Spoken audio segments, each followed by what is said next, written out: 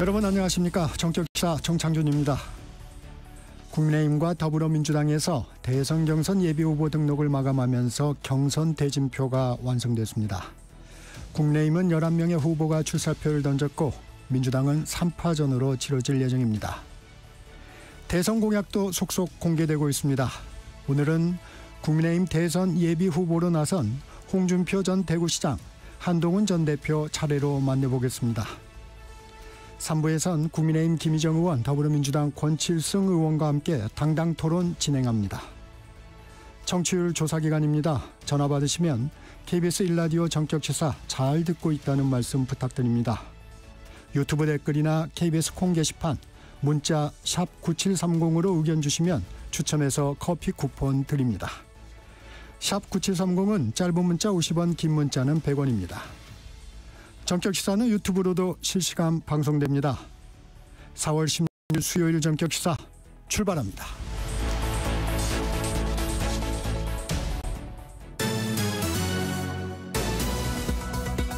뉴스브리핑 시작합니다. 한국경제신문 최영찬 기자 나와 있습니다. 안녕하세요. 안녕하십니까. 국민의힘과 더불어민주당이 대선 후보 선출을 위한 당내 경선 후보 등록 마감했습니다. 예, 이틀간 진행된 이 국민의힘 대선 경선 후보 접수에는 모두 11명이 도전장을 냈습니다. 김문수 전 고용노동부 장관과 나경원, 안철수 의원, 양향자 전 의원, 유정복 인천시장, 이철우 경북지사, 한동훈 전 대표, 홍준표 전 대구시장 등이 이름을 올렸습니다.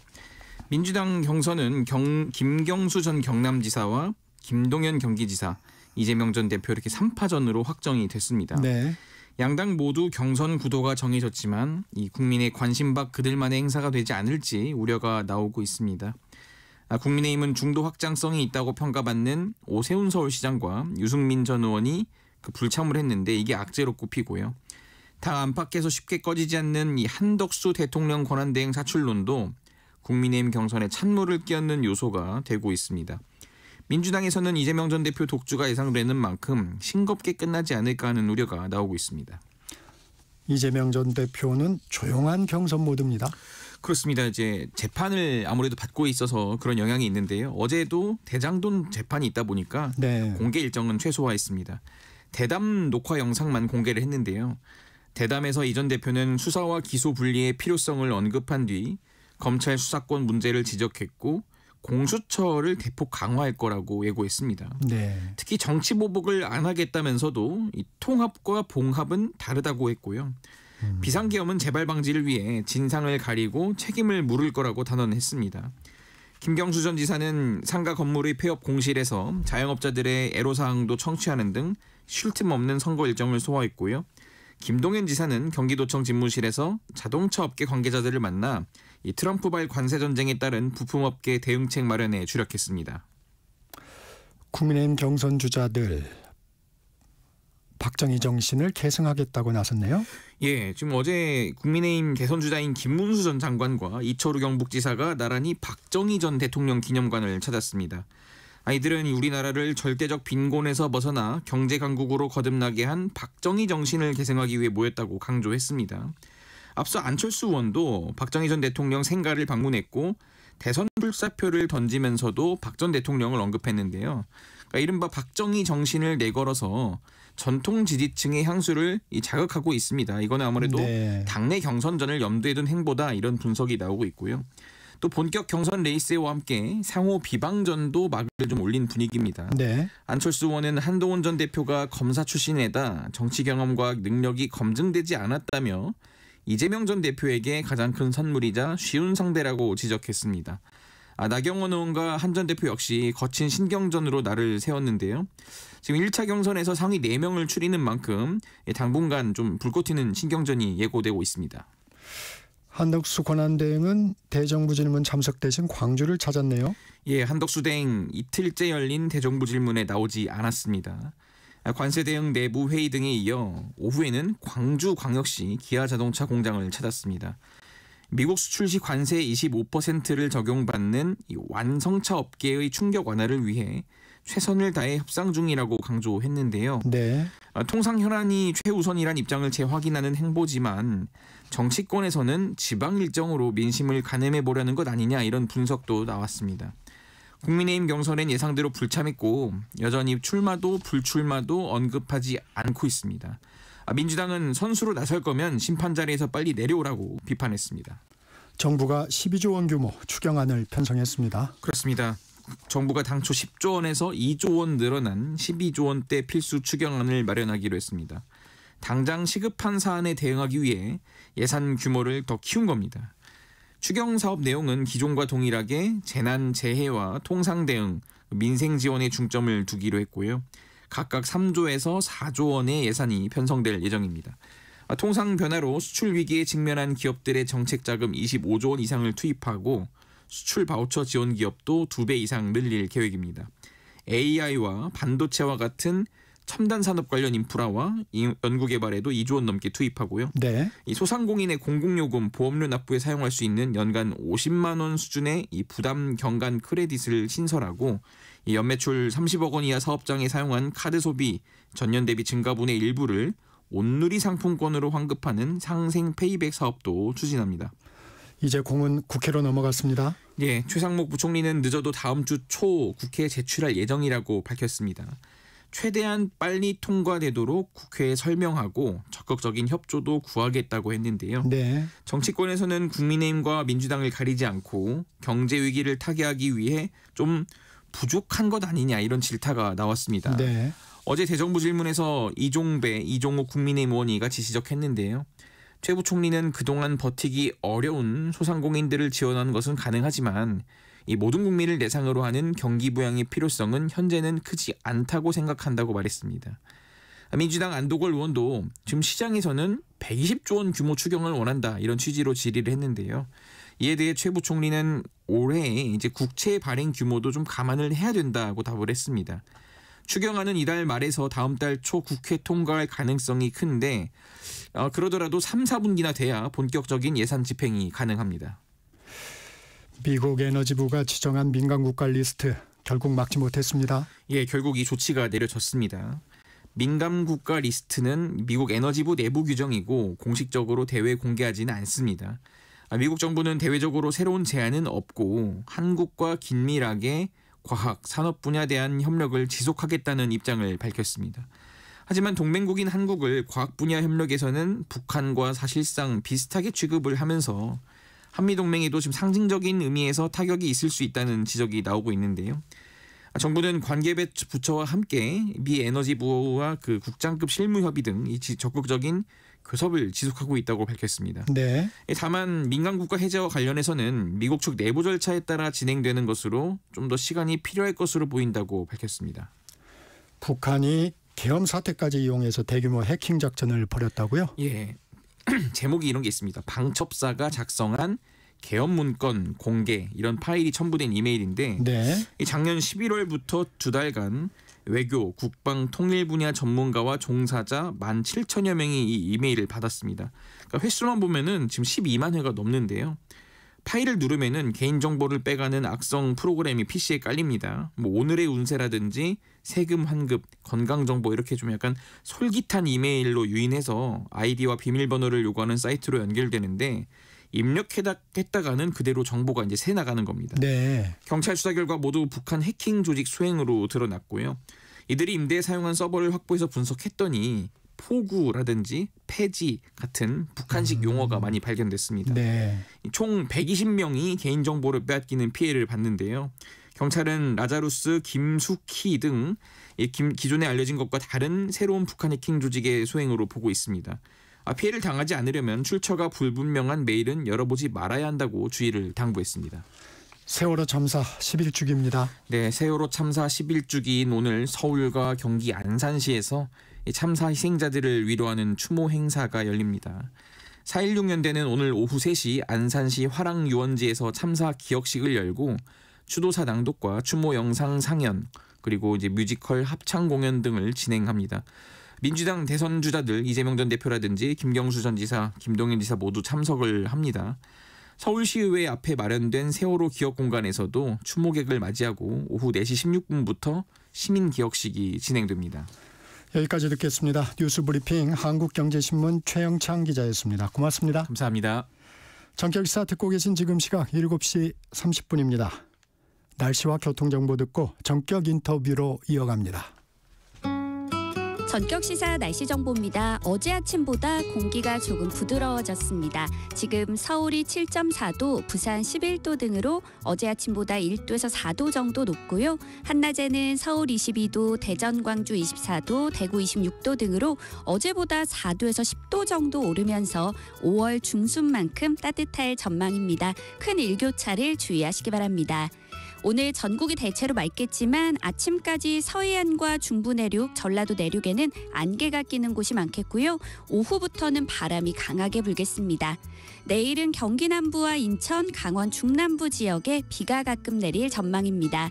현재 서울의 기온은 7.4도입니다. 날씨 정보 송소진입니다. 이어서 이 시각 교통 상황을 KBS 교통정보센터 임초희 씨가 전해드립니다. 네, 이 시각 교통정보입니다. 출근길 자주 막히는 구간 중심으로 정체가 심해지고 있습니다.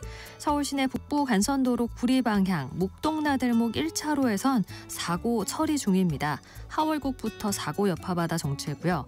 강변북로 일산 방향 구리시계에서 한강대교까지 많이 밀리고 있습니다. 반대 구리 방향은 방화대교에서 동작대교까지 정체가 이어졌고요. 고속도로는 제2경인고속도로 성남 방향 안현분기점 부근에서 광명터널까지 정체입니다. 영동고속도로 강릉 방향은 영동선 시점에서 월곶, 그리고 서용인에서 양지터널 부근까지 모두 출근 차량 늘었고요. 경부고속도로 서울 쪽은 달래내 고개에서 반포까지 답답하고요. 반대 부산 방향은 동탄에서 오산까지 밀리기 시작했습니다. KBS 교통정보센터에서 임초희였습니다.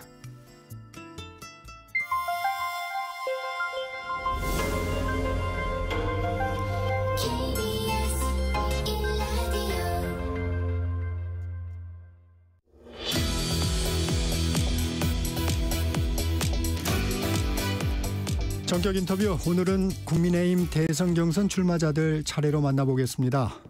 먼저 홍준표 국민의힘 대선 예비 후보 전화 연결합니다. 홍 후보님 안녕하세요. 안녕하세요. 이번이 세 번째 도전입니다. 어떤 심경으로 이번 선거에 임하시는지 먼저 듣겠습니다. 공직 입문이 이제 한 40년이 됐어요. 네. 혼란된 나라를 안정시키고 제7공화국을 여는 것을 마지막 소명으로 생각하고 시작을 하고 있습니다. 연일 반 이재명 빅텐트론을 강조하고 있습니다. 필요하면 연정도 가능하다는 입장입니다. 이재명 대세론 뒤엎기 위한 불가피한 방법입니까? 대한민국 국민들이 중범자가 통치하는 나라는 만들어서는 안 되겠죠. 그래서 중범자가 통치하는 나라를 막기 위해서는 어떤 방법도 강구를 해야 될 것 아니냐, 그런 측면에서 바라보시면 될 겁니다.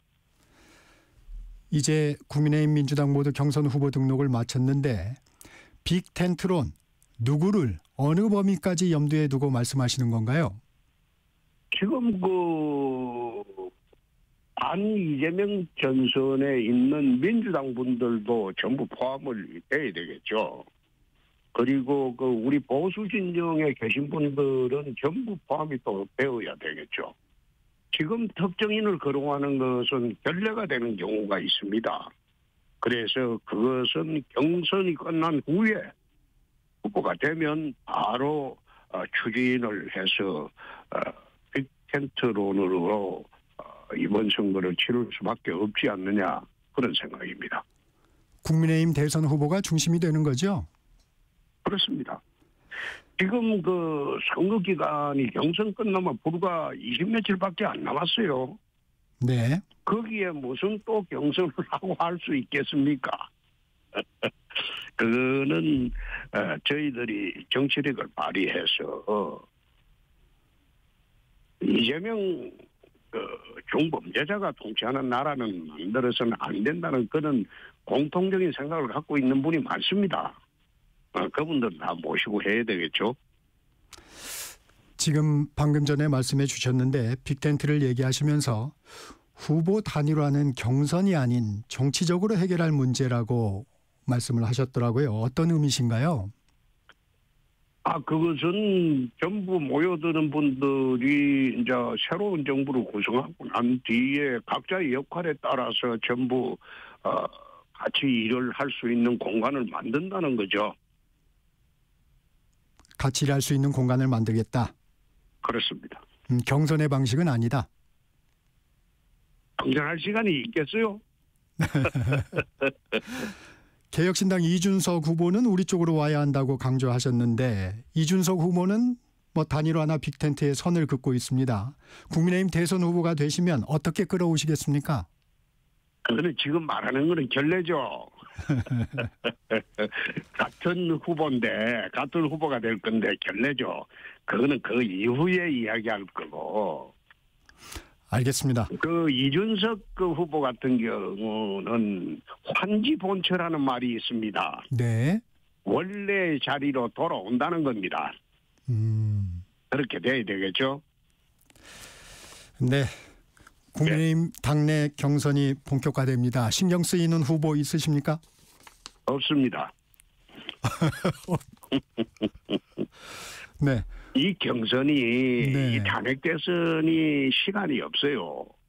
없기 때문에 내가 어제 그런 이야기를 했습니다. 경선은 즐겁게 하자. 본선은 치열하게 하자. 그 이야기를 했는데 네. 본선을 대비하는 모든 활동을 하게 되면 선거를 하게 되면 경선 문제는 자동적으로 해결이 됩니다. 그래서 경선에 타켓을 두고 지금 운동을 하는 것은 아니다. 본선에 타켓을 두고 운동을 하면 경선 문제는 자동적으로 해결이 됩니다. 홍 후보님이 전망하셨듯이 양자 경선을 하면 감정이 격앙돼 경선 후에 봉합의 시간을 보내다가 본선에 참패한다 이런 말씀도 하셨는데 마지막 경선은 양자 대결입니다.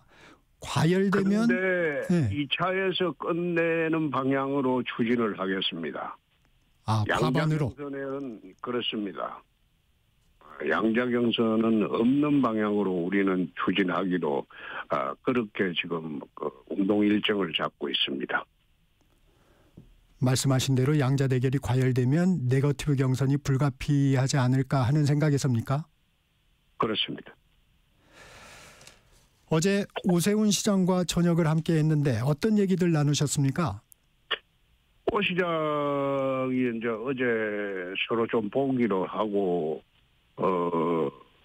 서울시장 관사 가서 저녁을 하면서 약자와의 동행하고 오 시장이 추진하는 그 서민 교육 지원 문제를 의논을 했습니다. 네. 예. 그래 우리가 검토하기로 했습니다. 그 약자와의 동행 부분, 그다음에 서민 정책 이런 부분에 대해서 정책적인 어떤 연대 이런 부분을 말씀하시는 건가요? 그렇습니다. 오세훈 서울시장과 유승민 전 의원의 경선 불출마, 홍 후보님의 경선 가도에는 어떤 영향을 미칠까요? 나는 방금 우리 기자님한테 말씀드렸듯이 네. 본선을 두고 지금 선거운동을 하고 있는 거지 경선의 영향력 그런 거를 생각해 본 일이 없습니다. 지금 시간이 없어요. 통상으로 우리가 정상적인 대선을 하면 경선에 한 6개월을 시간을 줍니다. 네. 그리고 본선은 4개월 정도 시간을 줍니다. 그런데 이거는 딱 경선 본선 합쳐서 60일밖에 되지 않아요. 네. 지금 벌써 열흘이 지나버렸어요.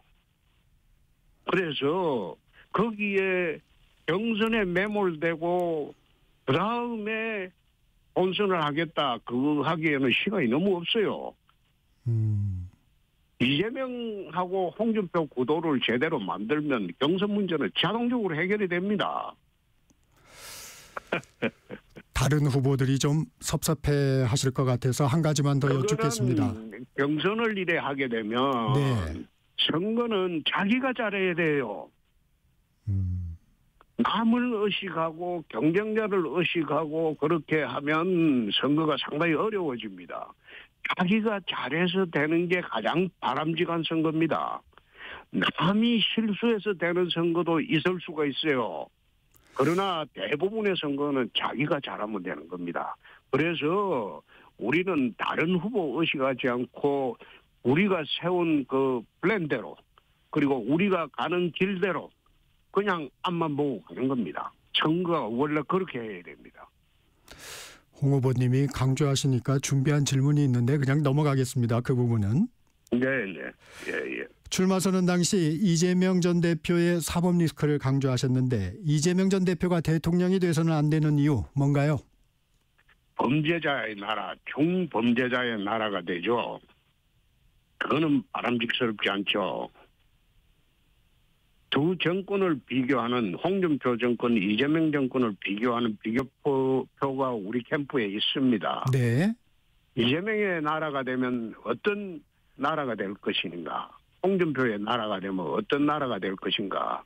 그 비교한 비교표가 우리 캠프에 지금 있습니다.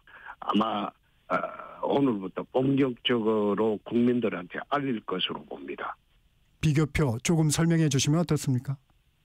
그거는 이재명 대표가 되면 진짜 부도덕, 해륜 그게 정당화되는 나라가 되죠. 그리고 안칙 그리고 범죄자들이 설치는 나라가 되죠. 지금 국민들께서는 아직 못 느낄 겁니다. 실제로 집권할 때 이재명 대표가 이런 이야기 한 일도 있어요. 권력은 잔인하게 행사해야 된다. 네. 그럼 문재인이보다 정치 보복이 아마 10배로 더 할 겁니다. 나라는 엉망되겠죠. 그러니까 국민들이 이런 나라를 만들겠나 그런 뜻입니다. 그 설명은 차차 드릴 겁니다. 앞으로. 지금 그 후보의 자질 문제를 말씀해 주셨는데 정책적인 문제는 어떻습니까? 정책은 베네수엘라로 가겠죠. 차베스처럼 국민들한테 무상 나눠주는 거 이게 몸에 뱉지 않습니까? 그럼 우리 후손들한테 빚만 떠넘기는 그런 나라로 또 만들겠죠. 문재인이 때 국가 부채가 400조가 늘었어요. 한조 시대를 만들었어요. 지금 이재명 대표가 되려면 수천조 시대로 만들 겁니다. 얼핏하면 퍼주는 것만 이야기하잖아요. 얼마 전에도 엔비디아 네. 이상한 비슷한 거 만들어가 국민들한테 주식은 공짜로 주겠다 이런 소리를 하는 사람을 어떻게 대통령을 만들어요? 일하는 사람이 대접받는 사회를 만들어야죠. 네. 지금 비교표도 말씀해 주셨는데 그러면 홍준표의 나라는 어떻게 다릅니까? 그러면 저는 늙은 게 그렇습니다. 이 나라 100년 미래를 위해서 제7공화국을 새로 만들고 선진대국을 만들자. 잘 사는 나라 만들고 행복한 국민 만들고 강한 나라를 좀 만들자. 북한의 김정은한테 핵 눈치나 보면서 굽신거리는 그런 나라 만들지 말고 중국에 쎄쎄하고 일본에 아리가도 하고 미국에 굽신거리고 그런 나라 만들지 말자는 겁니다. 우리 자손들을 위해서 당당한 나라 만들자는 겁니다.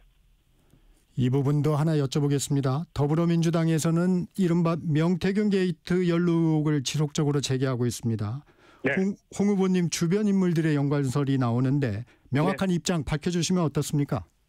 내 말씀을 드릴게요. 네. 나는 민주당 후보로 김동연 씨나 네. 김부겸 씨 내세워가지고 이런 저질 논쟁을 하면 내 이해가 가요. 근데 민주당에 내세운 후보는 정과 사범에 무기징역도 가능한 중범죄 5건으로 기소되어서 지금 재판받고 있는 사람입니다. 자기 후보부터 사퇴를 시켜야죠. 그런 사람을 데리고 와가지고 아무런 관련이 없는 나하고 관련이 없는 명태균 같은 사기꾼하고 엮으려고 덤비는 게 그게 옳습니까? 그 양심부재지. 후안 묻히고 민주당 그 후보부터 바꾸고 난 뒤에 그거 좀 제기해서 떠들면 그때 내가 답변하겠어요. 나는 일체 관련이 없습니다. 헐것만치도 관련이 없습니다. 주변 인물들의 연관설은 어떻게 보세요? 주변 인물들과 사적 거래입니다. 사적 거래. 자기들끼리 돈 빌려주고 받고 자기들끼리 업무적으로 뭐 여론조사를 해보고 안 해보고 우리하고는 아무 상관없는 거예요. 조사를 해보면 알 거 아니에요. 예. 그러면 이런 의혹 제기 어떻게 대응하시겠습니까? 대응 안 해요. 그걸 왜 대응을 합니까? 나는 관련이 없는데. 아니 생각을 해보세요. 중범죄자고 정과 사범에 그런 사람이 그런 이야기 한다고 국민들이 믿으면 이게 정상사회입니까? 아이고 거짓말 정권이에요. 입만 열면 거짓말하는 정권이 될 겁니다. 홍 후보님, 다른 후보들은 신경 쓰지 않는다는 말씀하셨는데 한 가지만 여쭤봐도 되겠습니까? 하세요. 경선 경쟁자 중에 한동훈 전 대표에 대해서는 그동안 날선 비판을 많이 하셨습니다. 김종인 전 국민의힘 비대위원장은 조기 대선을 전제했을 때 국민의힘 안에서 한 전 대표를 능가할 사람이 없다고도 했는데 어떻게 평가하십니까? 김종인 위원장은 그 점성술사 아닙니까? 늘 별점 보는 사람 아닙니까? 별점을 보니까 그래 나오는 모양이죠. 그런데 그 별점이 이번에 털리설 겁니다. 그리고 한동훈 대표에 대해서는 언급 자체를 하지 않습니다. 경선기간 내에서도 나는 언급 자체를 하지 않을 겁니다. 왜 그러시죠? 언급의 가치가 없습니다. 언급할 가치가 없습니다. 어제 현충원을 참배하셨는데 당내 의원들이 적지 않게 함께했습니다. 김대식 의원이 밝히기로 현직 의원 30여 명, 원외 당협위원장 60에서 80여 명이 도와주고 있다고 하는데 지난 대선과는 달리 당심 확보 자신하세요? 그분은 지난 탄핵 직후부터 당심 잡는데 노력을 좀 했습니다. 한 석 달간. 그래서 현직 의원들이 지금 속속 합류를 하면서 50명까지 될 수 있을 것으로 봅니다. 원외위원장들 80에서 90명까지 이제 같이할 수 있을 것으로 봅니다. 그러면 당심의 절반 이상은 이번에는 잡은 겁니다. 지난번에 처음 2017년도 대선 출마할 때는 민심에서 졌고 지난번에 3년 전에 윤석열 후보 갈 때는 민심에 이기고 당심에서 이번에는 민심과 당심을 같이 잡기 위해서 만에 하나 있을지 모르는 이번 탄핵 대선 때문에 그걸 대비해서 석 달 전부터 우리가 공약도 다 만들고 그리고 당심 잡는 노력도 했습니다. 이번엔 괜찮을 것 같습니다. 과거의 경험이 이번에 준비에 많이 도움이 됐겠군요.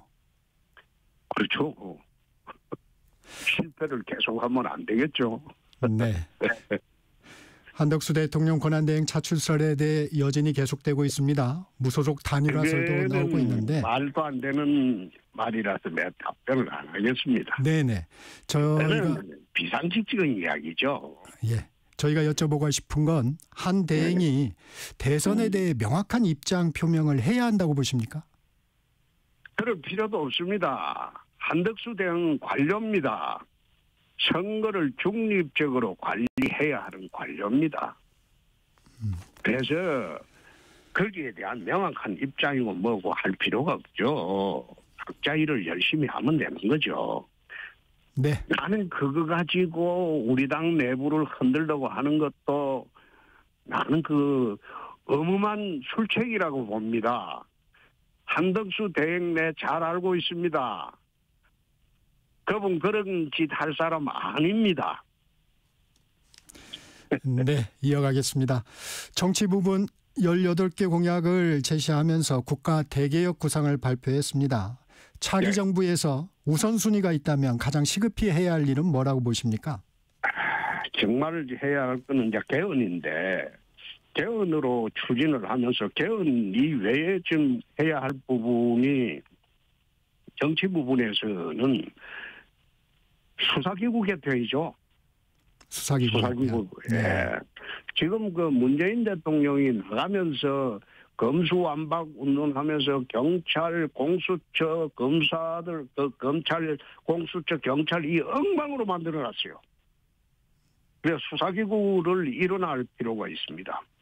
미국처럼 미국 FBI처럼 국가수사국을 만들어서 수사기구를 일어날 필요가 있습니다. 그것은 헌법 개정 없어도 가능합니다.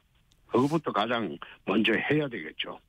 그 공약들을 보니까 여론조사 부분에서는 응답률 10% 미만은 발표 금지해야 한다는 공약도 있던데 어떤 배경입니까? 그거는 지금 우리나라 여론조사는 팬덤 여론조사입니다. 특히 팬덤 여론조사가 대부분이죠.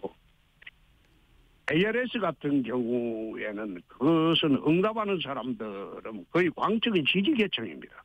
네. 2, 3%, 4, 5%. 아니, 수만 통을 해갖고 수십만 통을 전화해가지고 그 1000통 응답한 거 가지고 이게 국민 여론이다. 그렇게 하는 게 정상적이지 않은 거 아닙니까? 여론조사 응답률은 여론조사는 대부분 전화 면접으로 해야 되고 전화 면접으로 하고 난 뒤에 적어도 10% 이상 응답률이 있을 때 발표를 하는 게 맞습니다. 왜곡된 여론, 특히 진영 논리가 지금 극도로 심각해져 있는 우리나라에서 여론조사랍시고 내놓는 것이 팬덤 계층의 여론조사 가지고 그게 국민 여론으로 오도되고 있는 것은 극히 잘못입니다. 그래서 여론조사 기관을 손볼 때가 많습니다. 내가 정치 30년 하면서 여론조사 기관의 행태부터 시작해서 네. 자금하는 것도 다 알고 있습니다.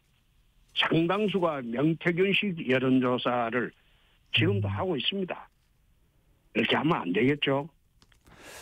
국민 여론을 왜곡시키는 그런 여론조사는 필요 없죠. 네. 헌법재판소 폐지, 공수처 폐지, 국정원 대공수사권 부활 등 국회 다수당인 더불어민주당과의 합의가 쉽지 않아 보입니다. 대통령이 되신다면 어떻게 돌파하실 수 있을까요? 국회라는 게 그렇습니다. 제가 2008년도 원내대표 할 때 그때 광우병 파동이 있었어요. 네. 나라가 굉장히 혼란스러웠죠. 그때도 여당 원내대표 하면서 야당과 합의를 해서 모든 일을 처리를 했습니다. 대화와 타협, 소통 그렇게 해서 공감대를 끌어내는 겁니다. DJ가 80석을 갖고 집권을 했어요. 79년도. 네. 97년도에. 그러나 DJ 5년 동안 여소야대가 아닌 적이 없었습니다. DJ 5년 동안. 그런데도 국회를 무난히 이끌어 갔습니다. 네. 그게 의회주의자가 나라를 통치해야 된다는 그런 실정적인 정표가 DJ입니다. 그래서 여소야대가 무서운 게 아니고 어떻게 국회를 설득하고 대화와 타협으로 나라를 이끌어가느냐 그게 더 중요한 거죠. 네. 북한 핵 문제도 살펴보겠습니다. 북한은 이미 핵무력을 완성했다고 주장하고 있고 트럼프 미국 대통령도 핵 보유를 인정하는 듯한 발언을 하고 있습니다. 어떻게 대응해야 할까요? 남북 핵 균형을 하지 않으면 이게 대응할 방법이 없습니다. 기본적인 정책은 남북 간 핵 균형 정책으로 우선 목표를 갖고 추진을 하는 게 맞을 겁니다. 네. 내가 제일 처음에 2017년도에 남북과 핵 균형 정책을 발표했을 때 나보고 거구다, 전쟁광이다 그렇게 욕들을 문재인 정부에서 했어요. 네. 그런데 지금 미국 조야에서 그게 긍정적으로 받아들이고 있습니다. 미국 조야에서조차도 이러다가 대북 견제를 우리가 더 이상 못하는 거 아니냐. 그래서 한국을 핵무장시켜서 북한하고 중국하고 견제하는 게 맞지 않느냐. 이게 미국 조야에서 지금 활발하게 논의되고 있습니다.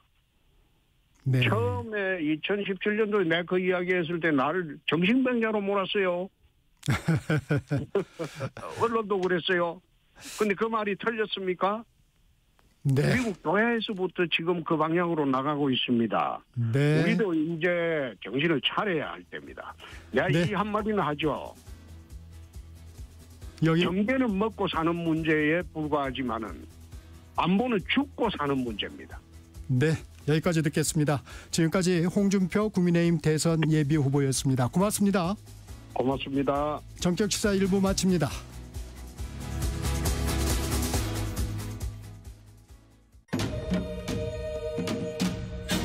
광복 80년 KBS 라디오 캠페인 밸류업 대한민국.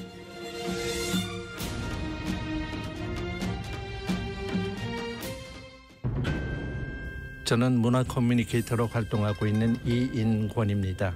올해가 이제 광복 80주년 아닙니까? 그런데 이제 우리나라가 60년대 들어가지고 이제 본격적으로 경제 개발이 되면서 외형적으로는 우리나라가 물질적인 성장은 했는데 의식의 수준은 그거를 따라오지 못한 게 오늘의 현실에 와 있다고 봅니다. 지금 우리 사회에 나타나는 갈등이라든가 대립이라든가 우리나라 사회가 구조적으로 경쟁을 할 수밖에 없는 구조가 되어 있습니다. 이 경쟁이라는 건 곧 비교하고 연결이 됩니다. 남을 누르고 내가 앞서가야 되다 보니까 출세 지향적인 구도로 정착이 됐습니다. 성공하고 출세는 구별돼야 된다 이러는 주장을 하고 있습니다. 성공이라는 것은 수평적인 개념으로 우리 사회에 균등하게 모든 사람이 서로를 존중하고 하는 그런 사회 바탕이 돼야 되는데 출세라는 개념은 수직적인 개념에다가 경쟁을 하다 보니까 비교를 하다 보니까 사회적인 갈등이 있어야 되고 대립이 있어야 되고 우리나라 국민들의 행복도는 최저 수준을 갖고 있습니다. 어른뿐만이 아니라 10세 아이들을 대상으로 해서 조사를 해보면 아이들의 행복감도 최저를 가고 있습니다. 저는 이게 굉장히 심각하다고 생각합니다. 사회적인 전환을 하지 않으면 의식적인 혁명을 이루지 않으면 저는 미래에 참 암담하다는 그 생각이 듭니다. 이제는 의식혁명이 필요하다 저는 그런 생각을 하고 있습니다. 광복 80년 우리가 가야 할 길을 묻습니다. KBS 라디오 캠페인 밸류업 대한민국이었습니다.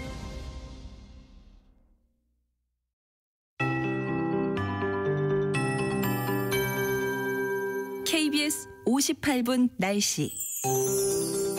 어제 아침보다 쌀쌀함이 덜합니다. 지금 서울이 8도, 부산 11.1도 등으로 어제 이 시각보다 1도에서 4도 정도 높은데요. 다만 일부 내륙은 0도 가까이 기온이 떨어져 서리가 내린 곳도 있습니다.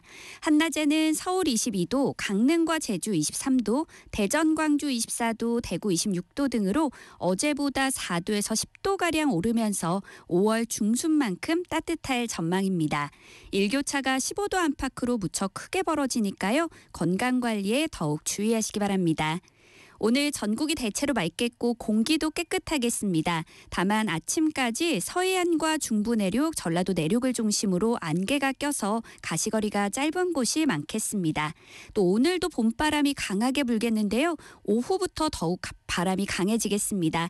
곳곳에는 순간적으로 시속 55km 안팎의 돌풍도 예상되고요. 제주도에는 강풍 예비특보가 내려져 있습니다. 내일은 경기 남부와 인천, 강원 중남부 지역에 비가 가끔 내리겠고 토요일 오후에는 전국에 비 소식이 있습니다.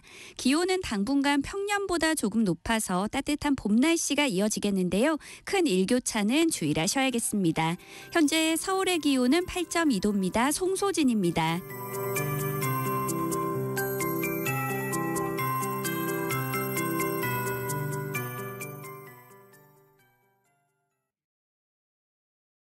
정성을 다하는 국민의 방송 KBS가 8시를 알려드립니다.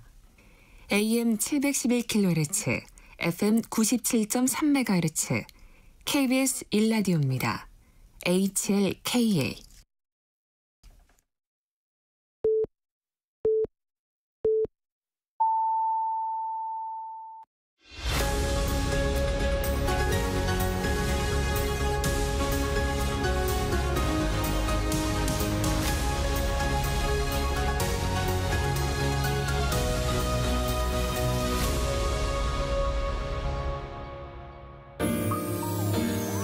대한민국 중심 채널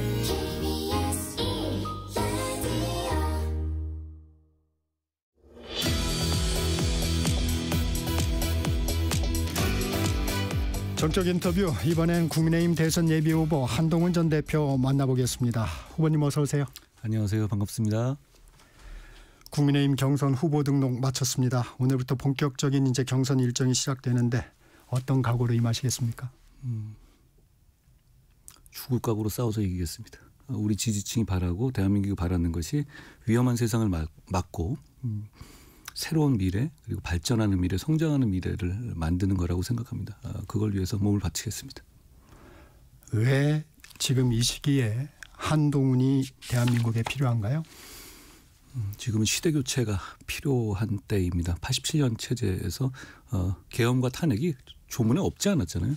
그렇지만 양쪽에서 마치 미소 냉전 단계에서 핵폭탄을 누르지 않듯이 자제해 왔죠. 그 자제가 묘 몇 년 사이에 무너졌습니다. 지금 이대로 가면 시대 교체가 아니라 선수 교체가 되면, 선수 교체로 그치면 공수교대만 돼서 결국 더 싸움은 격화될 거고 국민들은 더 고통받게 될 겁니다. 시대를 교체해야 되고, 제가 그 시대를 교체할 수 있는 위치에 있고 그 정치 여정을 걸어왔다고 생각합니다. 제가 집권여당의 대표였지만 보수의 책임성을 지키기 위해서 계엄을 직접 나서서 저지했습니다. 그 이후에 제가 여러 어려움을 겪고 있지만 그건 제가 감수할 문제입니다. 결국 보수와 대한민국에 대한 책임감을 저는 가지고 있습니다. 그 책임감을 다하기 위해서 이 자리에 나왔습니다. 경제 대통령, 개헌 대통령 키워드로 수식어가 붙습니다. 한동훈 후보는 어떤 대통령이 되고 싶습니까? 제가 시대 교체를 말씀드렸죠. 시대 교체는 그 자체가 목표가 아닙니다. 어떤 시대로 가느냐가 중요한 거 아니겠습니까? 저는 성장하는 중산층의 시대를 만들려고 합니다. 결국은 중산층이 정치적으로도 소외되고 경제적으로도 지원해서 소외되어 왔습니다. 중산층을 강화할 것입니다. 중산층으로 더 많은 서민들을 편입되게 할 것입니다. 그런 정책을 통해서 그동안 보수 정당이 부자 정당이다, 기득권 정당이다, 재벌 정당이다, 이런 얘기 들어왔지 않습니까? 그런 얘기 이제 더 이상 듣고 싶지 않습니다. 그래서 그런 정책으로만 가서는 많은 국민들의 마음을 얻을 수 없다고 생각해요. 결국 그 성장하는 중산층의 시대를 만들어서 지금 이런 계엄과 탄핵으로 국민들께서 잃어버리신 국민들 개개인의 아주 보통의 하루를 되찾아드리겠습니다. 네, 윤석열 전 대통령 탄핵으로 결과적으로 실패한 대통령이 됐습니다. 한 후보께서는 윤 전 대통령의 정책이 모두 저평가돼서는 안 된다고 얘기했는데, 저평가돼서는 안 되는 정책 구체적으로 언급해 주시면. 저는 가장 중요한 것은 한미일 협력의 재건입니다. 아시다시피 최근의 경제 상황을 보면 과거의 중상주의 시대로 돌아가는 것 같아요. 국가가 직접 개입해서 경제를 직접 나라 간에 전쟁하듯이 싸우고 있죠. 자본을 국적에 따라서, 기업을 국적에 따라서 차별하고 있잖아요. 이런 상황에서는 결국 우리가 어느 블록에서 이 시대를 겪어내느냐가 중요한데요. 과거 정권이라든가 이재명 민주당의 경우는 분명히 북중로 블록을 선택했습니다. 그걸 아니라고 할 수 없는 것이 1차 탄핵 사유에 북중로에 대한 외교 실패를 적시할 정도였단 말입니다. 저는 이런 상황에서 한미일의 협력을 복원한 것은 대단한 결단이고 성과라고 생각해요. 그리고 지금 AI 시대 아닙니까? AI 시대 정부 영역에서 할 수 있는 가장 중요한 일은 전력 공급입니다. 네. AI 센터 엄청난 전력이 들잖아요. 그 상황에서 문재인 정부가 탈원전 정책을 그렇죠. 하면서 이 전력 구조에 심각한 왜곡을 가져왔어요. 그걸 제대로 되돌려놨고, 그리고 체코에 원전 수출도 하고 그 부분을 되살려놨다는 것은 저는 역사적으로 기억될 만한 성과다라고 생각해요. 지금 이제 경선 과정인데 윤 전 대통령 윤심을 지금 얘기하는 후보들이 좀 있습니다. 그리고 그거에 윤심 8이다 아니면 윤심이다 이런 얘기도 나오는데 윤심은 어디에 있습니까? 안타깝게도 저를 제외한 다수 후보들이 그 윤심이라는 것을 얘기하고 네. 윤심 8위를 하고 있는 것 같아요. 저는 길게 말씀드리지 않고 이렇게 설명드리겠습니다. 지금 대한민국에서는 민심이 윤심보다 딱 5천만 배 더 중요합니다. 네, 한마디로 좀 정리가 되는 것 같습니다. 한 전 대표의 생각이. 윤 전 대통령의 평가에서 정치력의 부재를 많이 얘기합니다. 예. 한동훈 전 대표도 고든 이미지가 좀 있어서 협치를 잘할 수 있을까 하는 의구심이 있습니다. 어떻게 생각하십니까? 저는 제가 사실 직업 정치인으로 정치한 기간은 좀 짧지만 그 기간에 제가 겪었던 것을 30년을 정치해도 다 겪을 사람이 있으실까요? 흔치 않을 겁니다. 네, 워낙 다인맥했죠. 뭐 쫓겨나고 다시 들어오고 쫓겨나고 다시 들어오고 뭐 꾸역꾸역 기어 나오지 않습니까? 네. 저는 그 과정에서 많이 배워가고 들어가고 있습니다. 제가 그리고 그렇게 쫓겨나갔다 다시 돌아오고 이런 게 가능한 것이 제가 정치를 할 줄 알기 때문이라고 생각해요. 저는 정치에서 제가 원하는 것을 무조건 다 얻어야 한다고 생각하지는 않아요. 결국 정치는 듣는 것이고 경청하는 것이고 물론 그 과정에서 제가 저를 통해서 구현하고 싶어하는 국민들의 마음을 강하게 대변하죠. 거기 그 선명성에서 제가 양보할 생각은 없습니다. 그렇지만 그 과정에서 선을 넘지는 않아야 하고 이 중단할 때 중단할 줄 알아야 하고 저는 그걸 해왔다고 생각합니다. 많은 국민들이 경험 같은 걸 얘기하고 있잖아요. 네. 그런데 저는 구태 정치를 한 경험이 없습니다. 그리고 사법 리스크의 경험도 없고요. 명태균 리스크의 경험도 없습니다. 그 대신에 어려운 상황에서 국민들의 민심을 권력에 전하고 권력의 심기를 거스르지 않기 위해서 아부하지 않았던 경험이 있습니다. 검사에서 법무장관으로서 행정 경험을 쌓았고 집권여당 대표로서 정치인으로 변화해 왔습니다. 어느 직책이 가장 어렵습니까? 다 중요한 일이었다는 말씀을 드립니다. 열심히 했다는 말씀도 드리고요. 정치가 참 어렵습니다. 정치가 하면 할수록 어렵다는 것이 이겁니다. 이런 생각이 들더라고요. 선명한 명분이 필요해요. 네. 정치는 그게 국민들이 원하시는 거고 네. 그 명분이 100% 실천되지는 않더라도 그게 이 사회가 나아갈 방향성과 철학을 보여주는 것이잖아요. 네. 저는 그 선명함이 정치인에게는 반드시 필요하다고 생각하고 저는 제가 손해보더라도 그걸 지키려고 노력했습니다. 그런데 또 정치의 과정이라는 게 사람 간의 관계이다 보니까 네. 그 선명함이 또 돌아오는 칼날이 되어 오기도 하더라고요. 또 그런 부분도 또 정치 현실이니 그걸 또 잘 견뎌내고 잘 설득하고 그 마음을 다독이고 이런 부분들이 참 어렵습니다. 어렵지만 잘 해보려고 합니다. 많이 도와주십시오. 많은 경험을 하셨다고 앞서 말씀하셨는데 일부에서는 그 과정이 좀 정치 경험이 부족했기 때문에 많은 시행착오를 했다 이런 얘기도 있습니다. 이렇게 말씀드리죠. 아침에 오늘 조선일보 칼럼도 나왔던데요. 김건희 여사의 문제들이 많이 있었죠. 민심도 굉장히 동요했잖아요. 그때 왜 저만 지적했을까요? 그 경험이 부족해서였습니까? 다른 사람들은 경험이 많아서 그때 입국 닫고 옆에서 탬버린 치면서 아부하고 있었습니까? 저는 정치인 그래서 안 된다고 생각해요. 그런 경험은 필요 없습니다. 그런 경험, 자기가 살기 위해서 권력자에게 아부하는 경험 같은 건 필요 없습니다. 그걸 국민들이 바라는 경험이 아닙니다. 우리가 정치인조차고 정치하는 건 아니지 않습니까? 저는 그때 제가 했던 일들, 제가 문제 제기했던 것들이 김건희 여사 문제도 있었고요. 이종섭 황상무 수석의 문제도 있었고요. 명태균의 문제도 있었고 의료 2,000명 고수 문제도 있었고 김경수 사면복권의 문제가 있었습니다. 오히려 그때 왜 저만 문제를 바로잡기 위해서 나섰던지 그게 문제 아닐까 싶어요. 왜 다른 사람들 그렇게 경험이 많다는 분들은 왜 그때 입국 닫고 있었는지 왜 그때 대통령 옆에서 저와 대통령을 이간질하기 위해서 이간질하는 데서 나섰고 그 문제를 대통령에게 직접 직언해서 바로 잡으려 하지 않았는지 그 경험 많은 분들에게 제가 묻고 싶습니다. 그러면 성적표를 하나 들이밀겠습니다. 안철수 후보가 이런 얘기를 했어요. 지난 총선 참패의 상징이며 반성과 성찰 없이 대선 주자로 나서는 것은 무책임의 극치다. 네. 어떻게 생각하십니까? 안 후보님 제가 응원 드립니다. 제가 그 총선 안 후보님이 당선된 총선에서 제가 안 후보님을 위해서 정말로 많이 뛰었던 기억이 납니다. 그 총선은 어차피 성적표를 한번 받아든 건데. 예. 그 성적표는 뭐 저도 받은 성적표지만 우리 국민의힘 진영 그리고 대통령 포함한 모든 사람이 받은 그 선거였죠. 그 선거에서 그 여러 가지 문제점들, 뭐 의료 사태는 여러 가지 문제점들이 있었잖아요. 그 상황에 있어서의 책임을 저에게만 몰아넣으려는 시도들이 있었죠. 그 이후에. 그렇죠. 그게 만약 맞는 얘기였다면 제가 바로 몇 달 뒤에 63%의 당심과 민심으로 당대표로 당선되지 못하지 않겠습니까? 당원들과 국민들께서 그 총선의 공과가 어디에 있었는지는 전 정확하게 판단하고 계시다고 생각해요. 네, 당내 주류로부터 배신자 프레임이 존재하는 것이 사실입니다. 이는 어떻게 돌파해 가시겠습니까? 역으로 이렇게 묻고 싶습니다. 그분들은 그럼 2024년 12월 3일 10시 반에 당대표였다면 계엄을 저지하지 말았어야 한다는 건가요? 저는 그런 말을 하는 분들은 국민과 당원 지지자들을 배신하는 거라고 생각합니다. 누구에 대한 의리가 먼저입니까?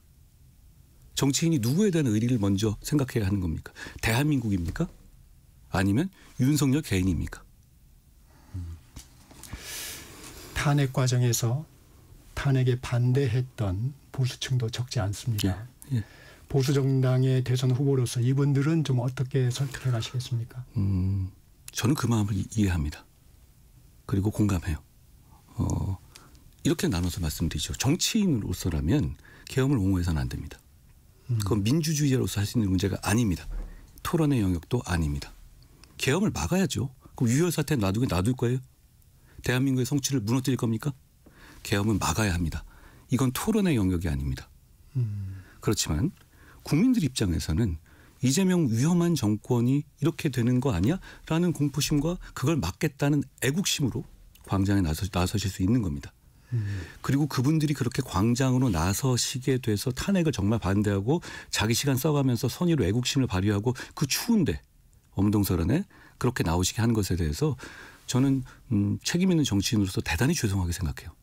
그렇지만 계엄을 옹호하는 정치인들에게는 그렇게 생각하지 않습니다. 계엄은 옹호하면 안 되는 겁니다. 적어도 민주주의자고 공화주의자라면은 그런 의미에서 정치를 하는 사람이라면 계엄은 옹호해서는 안 됩니다. 그리고 계엄의 옹호가 이렇게 얘기하는 분들도 있잖아요. 계엄은 잘못된 거지만 네네. 별거 아닌 잘못이다라고 얘기하는 분도 있죠.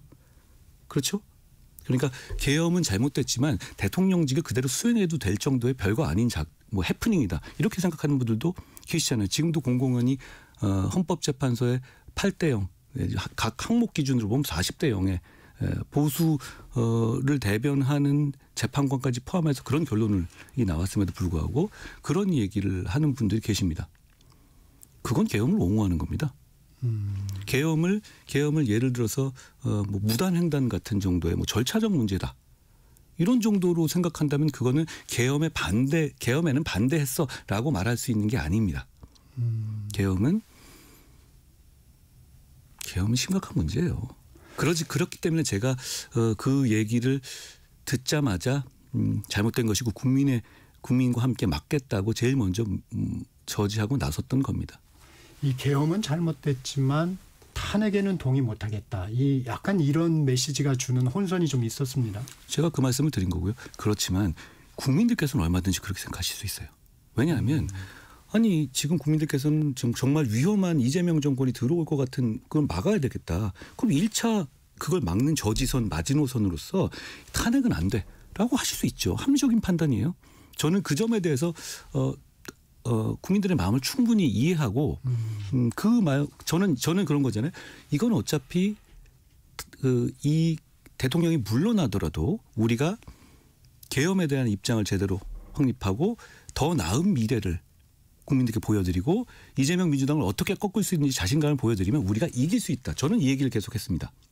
그렇지만 국민들 입장에서는 여기까지 가지 않고 일단은 탄핵을 막고 보자라고 생각하실 수 있고 그거 자체에 대해서는 저는 그 마음에 너무 공감해요. 그리고 그렇게까지 나서실 수밖에 없는 그런 마음에 참 가슴 아프고 죄송스럽게 생각합니다. 그렇지만 정치인으로서 계엄은 별거 아닌 잘못이다? 저는 그건 민주주의자와 공화주의자로서 택할 수 있는 선택지가 아니라고 생각해요. 만약 그거라면 다시 돌아가서 12월 3일 날 제가 계엄을 막지 말았어야죠. 윤 전 대통령 국민의힘 1호 당원입니다. 당원 당규를 보면 법률 위반 시에 제명 또는 탈당을 권유하게 돼 있죠. 이 부분 헌법을 위반한 대통령이 1호 당원이라는 부분 어떻게 풀어야 할까요? 제가 당대표로 있을 때 저는 어떻게든 이 계엄의 바다를 제가 당대표로서 수습하고 건너려고 노력했어요. 그러기 위해서 계엄의 문제와 당이 분명히 선을 그어야 한다는 생각이 가슴 아팠지만요. 저는 대통령과 관계도 있잖아요. 왜 고통스럽지 않겠어요. 그렇지만 저는 공적 일을 하는 사람입니다. 선을 그어야 한다고 생각했어요. 그래서 윤리회부도 제가 지시했었죠. 물론 그 이후에 네. 무산되긴 했지만요. 다만 지금 상황에서는요. 이미 탄핵으로 직에서 내려온 상태잖아요. 여기서 그 문제를 다시 선거를 앞두고 굳이 그렇게 얘기할 필요가 있을지는 잘 모르겠어요. 저는 오히려 그 문제를 제가 대통령 현직 신분일 때 강력하게 제시했던 사람이잖아요. 그렇기 때문에 저는 지금 봐서는 글쎄 이 문제를 다시 계속해서 이게 어느 쪽이냐 너는 이쪽이냐 저쪽이냐라고 묻는 게 큰 의미가 있을까요? 그때 얘기했어야죠. 얘기하고 싶었으면. 전 대통령이 스스로 결정하게 좀 기다려야 된다. 이런 평당원이시잖아요. 이제는. 네. 이 중요한 분이시지만 당원이시잖아요. 그러니까 거기에 대해서 당 전체가 이래라 저래라 굳이 그렇게 얘기할 만한 상황은 그런 시간적 단계가 지나갔습니다. 제가 보기엔. 경선 과정 여쭤보겠습니다. 가장 견제가 되는 후보가 있다면 누굴까요? 다들 강점과 약점이 다 있으신 분들이에요. 네. 저도 그렇지 않습니까? 그런데 이번 경선 과정은 우리가 반드시 이기겠다는 결기 그리고 반드시 이길 거라는 확신을 우리 지지층과 국민들에게 심어드리는 시간이었으면 좋겠습니다. 말씀을 안 해주시는데 그럼 캠프에서는 누가 가장 경쟁자로 보십니까? 다 그런데 다들 보면 돌아가시면서 저만 공격하시던데요. 저를 제일 유력한 경쟁자로 생각하시는 것 같긴 합니다. 경선 룰 유승민 전 의원은 반발해서 불참을 선언했습니다. 경선 룰 아쉬움은 없습니까? 여러 가지 얘기들이 있잖아요. 저를 견제하기 위한 거다라는 얘기도 있고 여러 가지 얘기가 있는데요. 네. 이미 정해진 룰이고요. 거기에 대해서 선수로 뛰는 제가 왈가왈부하는 건 누구에게도 도움되지 않는다고 생각해요. 그 경선 룰 하에서 제가 이기겠습니다. 오세훈 시장, 유승민 전 의원의 경선 불출마 어떻게 보셨어요? 제가 여러 번 말씀드렸는데 그래도 계엄 과정에서의 상식적인 입장을 가지셨던 분들이 이런 정치 상황에서 끝까지 참여하지 못하시게 된 것에 대해서 안타깝게 생각합니다. 금호까지 생각하면서 제가 뛰고 이기겠습니다. 경선에 불출마하는 변을 들어보면 당에 대한 실망이 좀 담겨 있습니다. 동의하시는 부분도 있으시겠죠? 당을 개혁해야 합니다. 네. 당이 가지고 있는 패배주의, 무산일주의, 기득권을 우선하는 주의를 반드시 개혁해야 합니다. 일부 기득권 정치인들은 이번 선거를 통해서 연명을 원하시는 것 같아요. 승리가 아니라. 그런데 우리 지지층들이 그분들의 연명을 위해서 이렇게 밖에 나와 계신 겁니까? 그렇지 않아요. 승리를 위해서 나와 계신 겁니다. 저는 승리를 위해서 진짜 서서 죽을 각오로 끝까지 가보겠습니다. 오늘 대구 방문하시죠? 예. 얼마 전에도 다녀오셨는데 이게 이제 상징적인 도시입니다. 대구의 민심은 좀 어떻게 느끼고 계십니까? 대구의 민심은 정말 승리를 바라고 계시다고 생각합니다. 그러니까 대구에서 여러 가지 말씀하시고 이런 부분도 결국은 반드시 이겨야 된다는 그런 절박함에서 나온 생각들이었을 거예요. 그 점에서 저하고 정확하게 같습니다. 제가 그 말씀을 많이 듣고 제가 오늘 이 프로그램 이름을 경청이라고 했거든요. 네. 저는 말이 듣겠습니다. 저는 지금 대구의 말씀을 듣고 반영해서 반드시 승리하겠습니다. 개혁신당 대선 후보인 이준석 의원 TK 지역에서 유의미한 지지율을 지금 보이고 있습니다. 이 부분은 어떻게 해석하고 있습니까? 글쎄요. 지금 제가 처음 듣는 말씀이어가지고 해석할 만한 거리가 안 되네. 예, 알겠습니다. 예. 한덕수 권한대행 경선에 참여하지 않았습니다. 차출론 진화된 건가요? 불씨가 남아있나요? 상식선으로 생각해봐야죠. 네. 한덕수 총리께서 굉장히 합리적이고 상식적인 분이거든요. 갑자기 지금 처음부터 돼 있는데 부전승으로 기다린다. 그걸 누가 동의하겠어요? 누가 보는 분이 누가 그걸 공정하다고 하겠어요? 그런데다가 국민들이 어떤 분을 쫙 추대하겠다 이런 게 나온 게 아니라 몇몇 의원들이 그냥 정치공학적으로 선수를 골라본 거잖아요. 누가 그분들한테 그런 권한을 줬습니까? 홍준표 전 시장 앞서 인터뷰에서 얘기를 해보니까 이 반이재명 빅텐트라는 게 국민의힘 후보를 중심으로 해서 경선의 방식은 아니다. 정치적으로 해결할 수 있다. 뭐 이런 얘기를 하더라고요. 그게 상식적인 얘기 아니겠습니까? 그런 그 이후는 결국은 우리 이 경선에 집중이 돼야 돼요. 관심이. 그래서 여기서 충분한 우리가 토론과 설득이 이루어진 이후에 저희가 지금 보수의 중심이잖아요. 그러면 꼭 보수뿐 아니라 위험한 세상을 막고 싶은 많은 분들이 계세요. 그 에너지를 한데 모아야죠. 거기서 뭐 누구는 안 되고 누구는 되고 이런 건 없습니다. 거기에 민주당의 비명계도 포함될 수 있습니까? 제 말씀에 답이 다 있는 것 같은데 누구는 안 되고 누구 들어간 거를 왜 따져야 하죠? 예. 알겠습니다. 그러면 우리 당에서 지금 열심히 뛰고 계신 분들도 상당수는 민주당에서 오신 분들 많잖아요.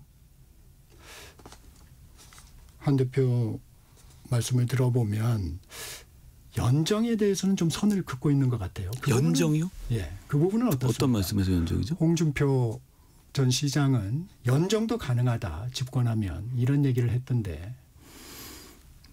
집권하면 연정이다. 근데 우리는 지금 민주당을 이기려는 목표를 가지고 있어요. 그 이후에 그런 것까지 생각한다고요? 전 홍 시장 장점 많으시지만 민주당 참 좋아하시는 것 같아요. 지난 선거에서도 조국 수홍하고 이렇게까지 말씀하시지 않았어요? 저는 지금 이 단계에서 민주당과 연정을 얘기하는 거는 우리 지지자들의 마음을 다치게 하는 거라고 생각합니다. 저는 연정을 얘기하기 전에 민주당을 일단 이기겠습니다. 출마 선언을 하면서 괴물 정권의 탄생을 막아야 한다고 했습니다. 예. 왜 이재명 전 대표는 대통령이 되어서는 안 됩니까? 어떤 정치인의 말을 믿으면 안 된다고 생각해요. 행동과 그간에 있었던 일들을 믿어야죠. 이재명 대표는 공적 마인드가 없는 사람입니다. 법카 같은 것도 갖다 쓰고 그게 반복돼 왔죠.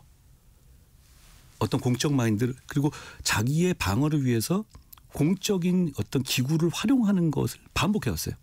심지어는 최근에 선거법 선고 전에 위헌법률심판제청을 민주당을 통해서 아주 강력하게 한 바 있죠. 그렇죠. 이런 방식의 정치를 대통령이 돼도 할 사람입니다. 그런데 문제는 이 사람이 혼자 계속 이러면 상관없어요. 그런데 이번에 민주당으로서 대통령이 되면 어떤 상황이 되냐면 180석, 190석의 엄청난 다수 의석을 갖게 됩니다. 그러니까 여기서 뭘 하더라도 거부권은 의미가 없어집니다. 그렇죠. 또 하나 사법부에 대해서 큰 영향을 끼치게 됩니다. 왜 그러냐면 조희대 대법원장이 연세가 많으셔서 결국은 이번 대통령이 새로 대법원장을 임명합니다. 또 지금 비어있는 공석이 있는 헌법재판소장도 마찬가지죠. 그러면 이런 그 권력을 한 명이 이렇게까지 다 가져온 퍼펙트 스톰처럼 다 갖는 권력이 최근 우리 현대사회는 없었습니다. 그런데 그 사람이 절제하고 자제하는 사람이었으면 모르겠습니다만 지금 이 상황에서 보면 헌법재판소도 이례적으로 당사자인 윤 대통령이 아닌 이재명 민주당의 문제를 신랄하게 지적했어요. 제가 법조인 오래 해봤지만 남의 당사자도 아닌 사람들의 얘기를 이렇게까지 써놓은 결정문을 본 적이 없어요. 결국은 이 비극을 가져온 두 축 중에 한 명이에요. 그런데 이 사람이 여기 들어와서 그런 권한을 행사하면서 그리고 자기한테 쏟아지는 여러 가지 재판들 그 재판들 계속 굴러간단 말입니다. 그걸 막기 위해서 둘 무리수를 생각해 보십시오. 뭐든 할 뿐이거든요. 핵폭탄 버튼을 누른 사람이잖아요. 앞으로도 계속 누를 겁니다. 그러면 이 사람이 가져올 미래 그리고 이 사람이 가져올 괴물 정권이 우리 국민들의 삶을 얼마나 고단하게 할 것인지 피곤하게 할 것인지는 너무 보여요. 저는 이분이 거의 1984년에 나오는 전체주의를 연상시킬 만한 이 정치를 할 거라고 생각해요. 왜 그러냐면 대중적으로 동원과 많이 결합돼 있잖아요. 그동안 계속 그래왔죠. 뭐 하려고 그러면 자기 재판하려고 그러면 쭉 불러가지고 시위하고 막 이런 걸 해왔잖아요. 그게 권력과 결합됐었을 때 나올 수 있는 공포스러운 세상은 저는 끔찍하다고 생각해요. 많은 분들이 그걸 걱정하고 한다고 생각하고요. 대신 저는 걱정하지 말라고 말씀드립니다. 제가 막을 겁니다. 국민의힘이 정책과 비전을 제시하기보다는 이재명 불가론에 매몰돼 있다. 뭐 이런 지적도 있습니다. 어제 제가 한 발표를 못 보신 것 같습니다. 아, 정책 내놓으셨죠? 예. 저는 정책을 많이 말씀드렸는데 오히려 이런 프로그램에 나오면 거의 한 90% 한다면 나중에 한 꼭지 물어봅니다. 정책을 안 하는 게 아니라 제가 처음 말씀드렸죠. 저는 성장하는 중산층의 시대를 만들 겁니다. 그리고 그 성장의 목표는 복지입니다. 그리고 복지의 대상은 서민만이 아니라 우리 모두입니다. 그리고 미래를 위해서 희생하는 게 아니라 오늘의 우리에 대한 복지를 강화할 겁니다. 그래서 시민 한 분 한 분의 아주 보통의 하루를 지켜드린다. 그게 제 정치의 목표고 그걸 저는 할 수 있습니다. 언론의 책임도 좀 지적하신 것 같아요. 책임이라고 말씀드리는 건 아니고요. 아무래도 이런 게 재미있고 국민들이 관심이 있으시니까 집중되게 되는데 다만 정책적인 준비를 굉장히 많이 했습니다. 혹시 시간이 되시면 나중에 정책만으로 보는 걸로 저를 한번 대화해 주시면은 제가 더 성심성의껏 잘 준비해서 앵커님 뵈러 오겠습니다. 알겠습니다. 핵심 공약으로 AI 3대 강구, 국민소득 4만 달러, 중산층 70%. 3, 4, 7이라고 제가 설명드렸습니다. 네. 다른 부분은 어떤 얘기인지 알겠는데 처음에도 강조하셨지만 중산층 70% 공약 딱 다가오지 않습니다. 어떻게 이룰 수 있는 건가요? OECD 기준으로 봤었을 때는 이제 중위소득 기준의 몇 퍼센트 이런 식으로 중산층을 정의합니다. 근데 중산층의 정의라는 게 그 정의로 보면 지금 이미 우리는 중산층 60%가 넘습니다. 그렇지만 과연 우리 국민들이 60%가 스스로를 중산층으로 생각하고 계시냐 하고 얘기한다면 얘기가 달라집니다. 훨씬 내려가게 되죠. 그만큼 삶이 퍽퍽하다는 겁니다. 그리고 우리는 이미 선진국이 됐어요. 선진국이 됐었을 때 일본은 선진국이 됐지만 일본의 시민들의 삶이 윤택하거나 행복도가 아주 높은가요? 그렇지 않다고들 생각하시는 것 같아요. 일본 시민들이 살기 어렵다고 생각하죠. 선진국이 되는 길 중에서 그 길로 가는 방법이 있고 우린 선진국이 된 지 얼마 되지 않았으니까 그렇지만 국민이 행복한 길로 가는 길이 있습니다. 근데 저는 그 핵심을 중산층을 강화하고 지원하고 중산층의 영역을 넓히는 거라고 생각해요. 짧은 목표를 잡은 겁니다. 지금 현재 기준으로 OECD 기준으로 60%인데 그걸 70%까지 늘려보겠다. 그러니까 서민 내지는 취약 중산층 입장에서는 이 하층으로 떨어지지 않게 하고 그리고 조금 어려우신 분들 입장에서는 중산층에 대한 희망, 편입을 많이 강화시켜야 한다는 거예요. 이렇게 지금 현재 우리나라의 중산층의 인식의 문제는 중산층이 아닌 서민층 입장에서 중산층 편입에 대한 희망을 많이 잃고 계세요. 저는 지금 있는 중산층만 지원하겠다는 게 아니라 중산층의 범위를 넓히겠다는 정책 목표를 70%라는 말씀으로 드린 겁니다. 그리고 그건 정치적인 양극화도 극복할 수 있는 길이라고 봐요. 중산층과 중도층 혹은 정치적 중간층이 정확하게 겹치는 개념은 아니지만 결국 민주주의는 중산층을 강화해야 한다는 말이 있잖아요. 그런 것처럼 지금은 양극단의 스펙트럼 끝이 너무 진하고 이분들의 목소리만 너무 반영되고 있습니다. 실제로 근데 대한민국에는 이분들이 더 많아요. 말씀드린 것처럼 OECD 기준으로 60%가 넘는단 말입니다. 이분들의 정치적인 목소리를 내 공간도 드리기 위해서는 중산층에 대한 적극적인 지원, 중산층에 필요한 정책들을 해야 된다고 생각합니다. 네, 지금까지 한동훈 예비후보였습니다. 고맙습니다. 고맙습니다. 정치적 시사 2부 여기서 마칩니다. 잠시 후 3부로 이어집니다. 잠시 후 8시 반부터 일부 지역국에서는 해당 지역 방송을 보내드립니다. 워렌 버핏은 가치 투자, 필립 피셔는 성장주 투자, 피터 린치는 장기 투자. 방법은 달라도 목표는 하나. 성기영의 경제쇼가 성공의 길로 안내합니다. 깊이 있게, 명쾌하게, 지금 이 시대 경제에 관한 모든 것을 알려드립니다. 평일 오후 4시 5분 성기영의 경제쇼와 함께하십시오.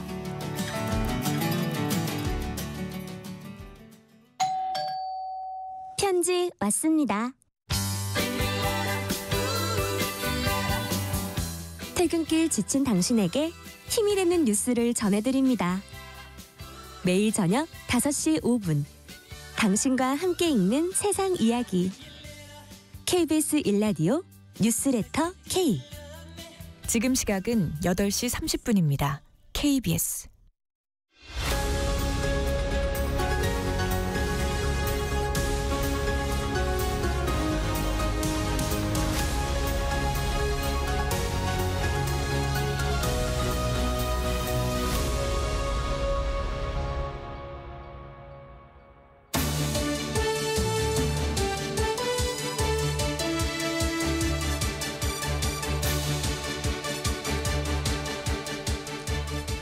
네, 전격시사 3부 시작합니다. 한 주의 한가운데서 여당 입장을 당당하게 토론하는 당당토론, 김희정 국민의힘 의원, 권칠승 더불어민주당 의원과 함께합니다. 안녕하세요. 네, 반갑습니다. 네, 반갑습니다. 권칠승입니다.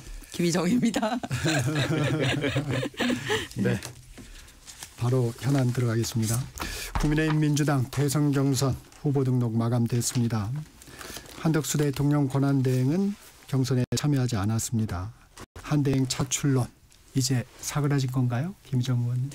그때도 제가 말씀을 드렸는데요. 뭐 차출이라든지 추대라든지 이거는 누구에게도 불가능한 얘기입니다. 그게 한덕수 권한대행에게만 불가능한 얘기가 아니라 경선은 자기가 등록을 해서 참여를 하는 거고 경선에 참여하지 않을 거라는 거는 좀 예상이 된 바가 네, 그렇죠. 있었습니다. 하지만 지금 워낙 그 각 당의 경선 이외의 제3지대 얘기도 나오고 있고 또 국민 후보도 얘기가 나오고 있는 상황이기 때문에 모든 가능성은 열려 있다 이렇게 생각합니다. 네. 민주당은 준비를 하고 있는 것 같습니다. 공세를 준비를 하고 있는 것 같은데 어떻게 보세요, 한덕수 대행? 일단 뭐 한덕수 대행이 지금 국민의힘 경선에 참여하지 않는다는 거는 좀 정리가 된 것 같은데 대선에 안 나온다는 이야기는 안 하고 있잖아요. 그걸 명확히 얘기하지 않고 있어요. 예, 그렇습니다. 그래서 지금 계산 중이다, 뭐 저울 중이다 이렇게 보이고요. 그런데 왜 국민의힘에서 갑자기 느닷없이 한덕수 대행을 지금 대안으로 자꾸 이야기를 하고 미는 형식을 취할까, 뭐 이거를 좀 고민을 해봐야 될 것 같습니다. 저는 확실한 패전 처리용 투수를 지금 찾고 있다. 일부에서 그런 느낌이 좀 듭니다. 그렇게 함으로써 이제 대선 이후에 예를 들어서 이제 뭐 특정 후보를 거론하지는 않겠지만 네네네. 어떤 분이 대선 후보가 됐다가 혹시 대선 후에서 패배를 하더라도 이제 당을 확실하게 장악하는 그런 시나리오가 있을 텐데 한덕수 대행 같은 경우는 뭐 그러진 않을 것이다라고 보는 시각이 있지 않을까, 그런 측면에서 한덕수 대행을 이 후보로 좀 추대하려는 움직임이 있지 않나, 뭐 저는 그렇게 조심스럽게 예측해 봅니다. 권 의원님이 얘기하시는 거 어떤 의미인지 김정 의원님 아시죠?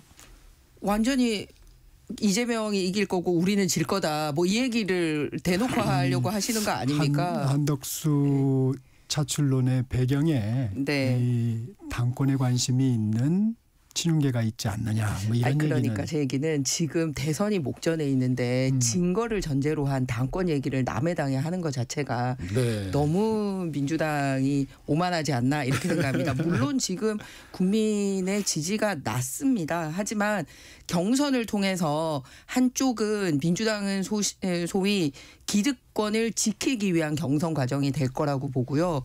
저희는 더 많이 쇄신하고 더 확실하게 화합하는 과정의 경선이 될 거라고 생각을 합니다. 그렇기 때문에 비록 지금 저희가 좋은 처지는 아니지만 경선 과정을 통해서 충분히 가능성이 남아있고 현재는 대선을 통해서 향후 어떻게 국정 운영을 할 거에 더 주력하고 있지, 뭐 그 한 줌 남은 당권을 가지고 그렇다라고 얘기하는 거야말로 음모론이라고 생각을 하고요. 네. 오히려 한덕수 권한대행에 대한 관심이 많아진 것은 민주당 덕분입니다.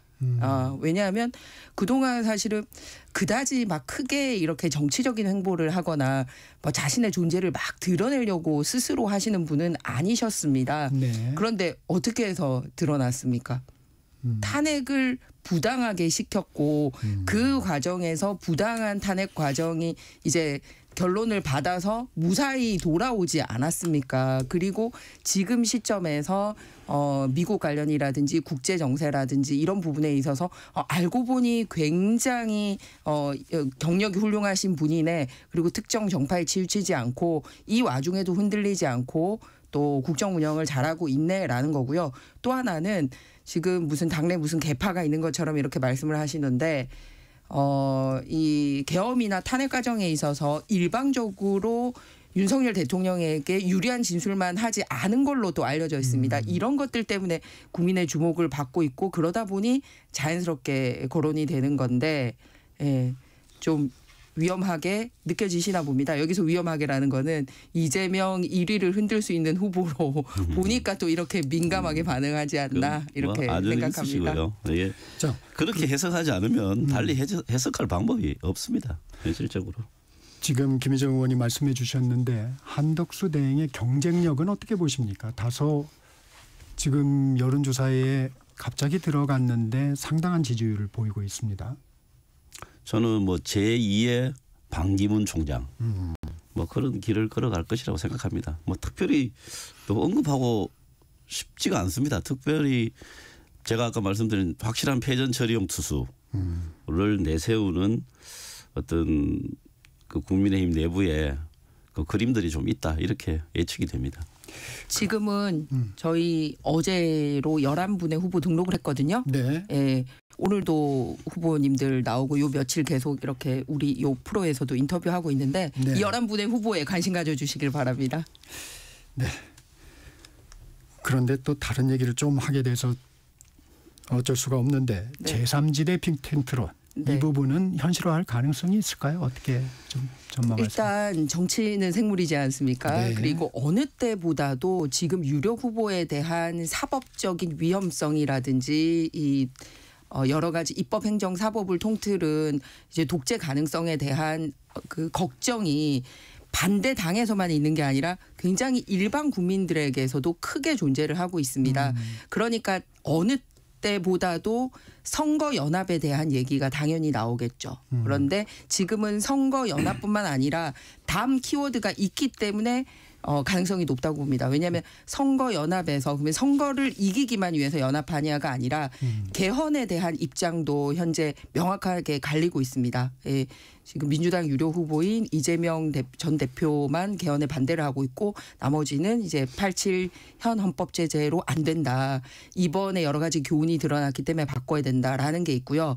그리고 세 번째는 역시 개헌과 연동이 될 수 있는데 국정 운영에 있어서도 한 개파 소위 민주당 전체가 그 국회에서도 목소리를 낸 게 아니라 민주당 안에서도 친명계가 이렇게 목소리를 내고 있지 않습니까? 그래서 국정 운영에 있어서의 어떤 파트너십 이런 면에서 선거연대 그리고 개헌연대 국정연대까지 포괄적으로 갈 수 있기 때문에 가능성이 높다 이렇게 보고 있습니다. 권 의원님, 개헌과 반 이재명을 기치로 한 제3지대 예. 어떻게 보십니까? 이 소위 빅텐트롤이라는 게 정말 오래된 이제 저작권조차 사라진 아주 오래된 아이템입니다. 네네. 예. 또 잘 아시다시피 여의도에는 화백들이 아주 많습니다. 네. 그림 그리시는 분들이 뭐 아주 엄청나게 많죠. 그런데 한 가지 정확한 거는 한 번도 성공한 적이 없다는 겁니다. 빅텐트롤이라는 것은요. 그냥 좀 이런저런 사정이 좀 어려운 사람들끼리 상황을 헤쳐가기 위해서 만드는 그런 하나의 이제 상상의 그림이죠. 그렇지만 성공한 적이 한 번도 없고요. 이게 왜 그러냐면은 빅텐트롤은 일단 기본적으로 해처 모여를 전제로 하고 있습니다. 네. 해처라는 말이 분열을 의미하죠. 예, 그래서 특히 이번 대선과 같이 일정이 촉박할 때는 해처 모여를 이렇게 할 수 있는 시간적 여유가 없습니다. 그리고 거기에 다시 모일 때 각자가 다 자기가 주인공이 돼야 된다는 걸 전제로 하고 있기 그렇죠. 때문에 해처까지는 어떻게 되는 경우들이 있는데 모여가 안 됩니다. 그래서 이때까지 한 번도 성공한 적이 없고 지금도 마찬가지라고 생각합니다. 김희정 의원님 부연해 주시면. 지금 민주당이 이렇게 정권을 차지하게 된 게 빅텐트 소위 그 후보들 간의 합종 연행을 통해서 정권을 창출을 한 당입니다. 예를 들어서 이회창 총재는 굉장히 유력한 그 대통령 후보였습니다. 네. 예. 구룡들이 나와가지고 막 드라마틱한 경선을 통해서 후보가 됐고 오히려 김대중 대통령 같은 경우는 다시는 정치 안 한다고 나왔다가 이제 그랬는데 그때 완전히 최극단의 반대에 있었던 JP와 만났잖아요. 그래서 DJP 연합을 통해서 집권에 성공을 했습니다. 그때도 개헌을 전제로 했는데 이제 약속을 지키지 않았죠. 그다음에 역시 노무현 대통령 당선될 때도요. 정몽준 당시 이제 그 당의 후보하고 같이 각종 연행수 후보 간에 이제 결합이 있었습니다. 그랬기 때문에 사실상 여의도에서 오랫동안 지금의 이재명 대표보다도 훨씬 더 높은 지지율을 구가했던 게 당시 이회창 총재였습니다. 그런데 이겼단 말이에요. 그러니까 민주당이 두 번이나 이렇게 빅텐트에서 이겨놓고서 사례가 없다라고 말씀을 하시면 안 되죠. 그리고 그때는 헤쳐 모였던 게 아니라 각 진영에 있으면서 화합하는 형태로 했기 때문에 성공하지 그렇죠. 않았나라고 생각을 합니다. 그리고 자기가 주인공이 되려고 하는 욕심은 명확합니다만 결국은 요즘같이 이제 지지율이 명확하게 드러나고 다양한 방식의 경선이라는 게 훨씬 과거보다도 이렇게 널리 준용이 되고 있기 때문에 원하는 바가 뚜렷하다면 드라마틱한 그런 그 소위 빅텐트는 가능하다. 모든 것은 열려 있다라고 생각합니다. 예, 그 이제 조금 네, 반론이 필요한데요. 네. 이 이제 빅텐트라고 하는 게 한 텐트에 모인다는 그런 의미잖아요. 네. 그런데 그 동안에 있었던 여러 가지 선거 연합이나 정책 연대는 각자의 포지션을 유지한 상태에서 하는 겁니다. 그래서 지금처럼 헤쳐 모여 하는 거하고는 기본적으로 다른 정치적인 그 현상이기 때문에 똑같이 비교하는 것은 무리가 있다고 생각합니다. 그 민주당 경선에 불참하는 김두관 전 의원, 이낙연 또 지금은 이제 다른 당이죠. 이낙연 전 총리 등 비명계 인사들까지 이 제3지대 인물로 거론이 됩니다. 모일 수 있을까요, 그분이? 저는 전혀 그럴 일은 없다고 생각하고요. 특히 김부겸 전 총리 또 김두관 또 전 의원님 같은 경우에는 전혀 그럴 일이 없다고 생각합니다. 저도 두 분하고 개인적으로 또 친분도 있고 해서 상황들을 좀 들어보기도 했는데요. 절대 그럴 일이 없다고 생각하고요. 두 분 다 또 공교롭게도 민주당으로서는 굉장히 좀 어려운 지역인 TK와 PK를 기반으로 하는 분들이거든요. 네. 그래서 이번 대선 과정에서 이 두 분들이 이 대국적 견제에서 그 정권 교체를 위한 큰 역할을 해 주실 거라고 또 기대하고 있고 당에서도 다 그렇게 예상하고 있습니다. 국민의힘 경선 상황 좀 살펴보겠습니다. 일단 김문수 전 장관, 홍준표 전 시장, 한동훈 전 대표가 빅3 후보로 얘기가 되는데 마지막 4강이 누가 될까 이 부분을 언론에서도 많이 관심을 갖고 있습니다. 김희정 의원님은 어떻게 보십니까? 그 관심 자체가 경선에 대한 관심 그리고 본선 승리의 원동력이 되기를 바라고요. 저도 예측하기가 힘듭니다. 예. 그리고 그 잠시만 앞선 질문으로 돌아와서 너무 죄송하기는 합니다만 저도 민주당 안에서의 소위 비명계들이 빅텐트에 내놓고 참여하기는 쉽지 않을 거고 또는 계산속이 저는 있을 거라고 생각을 합니다. 그런데 그 이유는 뭐냐면 이재명 대표가 가진 그런 사법 리스크 때문에 오히려 차기를 도모하는 게 더 좋다라고 계산을 하실 분들은 안에 남는 거고 아예 처음부터 갈라졌던 이낙연 전 총리처럼 이렇게 세밀의 민주당 나오셨던 구민주계 그러니까 좀 뭐라 해야 되나 절차를 준수하고 호남을 기반으로 하지만 중도 보수적인 이미지를 가지신 분들은 같이 할 수 있지 않을까 이렇게 생각합니다. 기본적으로 제3지대에 대한 가능성을 좀 높게 보고 계시는 거군요. 저는 그게 옳다 아니다 또는 성공할 거다 아니다를 떠나서 결국은 아까 한덕수 총리 같은 경우도 이제 공직자 후보 사퇴 시한이 남아 있고 하기 때문에 대선 후보 등록 때까지는 남아있다라는 말씀드립니다. 그리고 앞서 말씀드렸듯이 정말 만나지지 않을 것 같았던 김대중 대통령하고 김종필 총리 같은 경우가 사실은 굉장히 양대척점에 서 있었던 분도 이렇게 만나는 걸 보지 않았습니까? 그렇기 때문에 정치는 살아있는 생물이다라는 말씀드리고 그래서 4위가 누가 될지도 계속 퀘스천 마크고 여러분이 어떻게 응답하시느냐에 따라서 결정이 됩니다. 그리고 국민의힘 1차 관문은 이렇게 당원으로 한정하지 않고 100% 국민투표이기 때문에 혹시 이 방송 들으시고 전화 받으신 분 누구나 다 그 4등 안에 들어가는 사람 고를 수 있는 자격과 권한이 있으시다는 말씀드립니다. 차당 의원이기 때문에 말씀하시기가 곤란한 것 같아요. 권 의원님은 마지막 4강 한번 전망해 주시면. 빅3는 앵커께서 정리를 하셨으니까 그렇게 넘어가고요. 저는 순수히 개인적인 예측입니다. 예. 저는 나경원 의원 혹은 안철수 의원 이렇게 될 거라고 보고 이제 4명의 엔트리가 정해지는 걸 보면 지금 국민의힘의 의사결정을 하는 그 구성원들이 어떤 정치적 성향을 가지고 있는가 이미 뭐 많이 보여지기는 합니다만은 그게 아주 단적으로 나오겠죠. 그거를 보면 지금 국민의힘의 어떤 정치적 스펙트럼 결정하는 정치적 스펙트럼의 위상이 어디쯤에 가 있구나. 이거를 이제 확실하게 파악할 수 있을 것 같습니다. 그런데 이미 거론되는 분들을 그 후보들의 면면 특히 뭐 빅3 이런 이야기를 하시는 거 이제 그런 분들을 보면은 이게 상당히 좀 우경화된 극우적으로 오른쪽으로 너무 지나치게 이동한 지금 그런 의사결정 구조를 가지고 있겠다라고 그렇게 예측이 됩니다.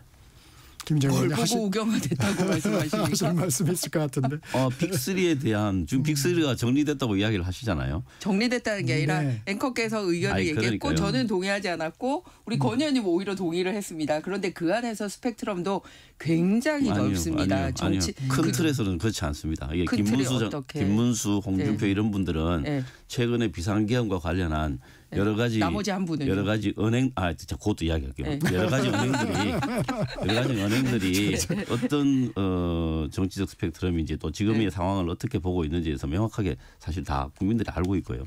한동훈 이제 전 대표 같은 경우도 지금 그 윤석열 전 대통령이 1호 당원으로 있는 부분에 대해서 지금 용인을 하고 있거든요. 그렇기 때문에 그 자체가 이미 큰 태도 변화입니다. 왜냐하면 그 경선의 유권자들에게 어필하기 위한 그 지금 이야기들을 하고 있는 거거든요. 그 자체가 지금 현재 국민의힘의 큰 그 의사결정의 구조 흐름이 어떻게 가고 있는지를 보여준다고 봅니다. 네. 저는 두 가지 말씀드리고 싶은데요.